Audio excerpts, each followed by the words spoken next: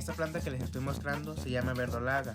La verdolaga son una planta que nace con las lluvias y que desde hace generaciones forman parte de la comida del rancho. Además de ser muy sabrosas, son nutritivas y pueden prepararse de muchas maneras.